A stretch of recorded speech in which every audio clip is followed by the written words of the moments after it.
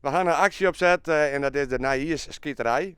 En dat houdt dus in dat we dus vakkenverkeer willen op een sportveld. En dan hebben we daar een kooplos. En wat hij dus dan skiet, zullen we zeggen, die wat dat vaak kocht had, die had dan een prijs.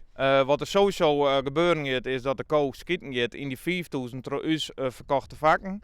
En daarnaast zullen 5 aanvoerders van de 5 verenigingen zullen bals koppen. Omdat we een heel soort prijzen hebben.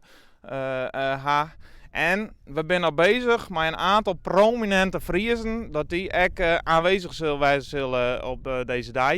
Eén tassing hebben we al, dat is van ons wethouder Pietje de Graaf.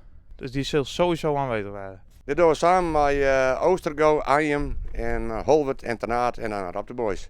We doen dat met ons vijven.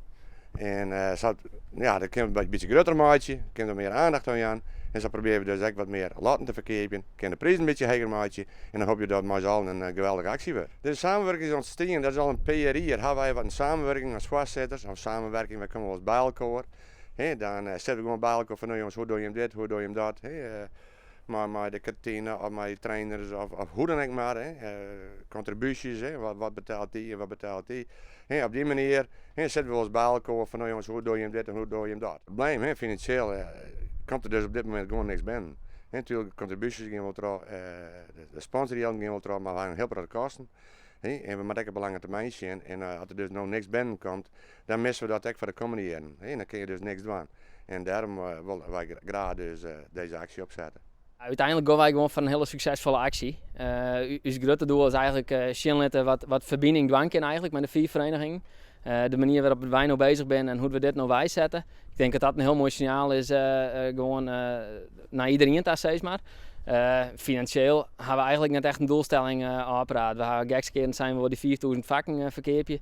Dat kunnen we aanhouden als doel. Ja, dat is heel ambitieus. Ik weet net in hoeverre dat slaging gaat. We hebben speciale sponsorpakketten opgesteld. En we gaan eigenlijk alle ondernemers aanschrijven vanuit deze organisatie steeds maar om ons daarbij te helpen en dat ze dus op die manier bijstaan kunnen. De hoofdprijs zal wijzen een waardebon van €1500 voor een fantastisch mooie elektrische fiets. Naar eigen keuze uit te zoeken. We hebben een iPhone hebben regelen. Een fantastisch mooie boetendoor barbecue. En we hebben natuurlijk nog een fantastische voetbalreis voor 2 personen te waarde van €150. Dus fantastische prijzen. En daarnaast hebben we nog een 30-tal liedere prijzen. De kaartverkeer start aankomende sneur om 12 uur via www.mgtickets.nl. Kunnen mensen de kaarten kopen en krijgen ze een ticket in de inbox thuisgestuurd. En dat kopje wij later aan een vaknummer.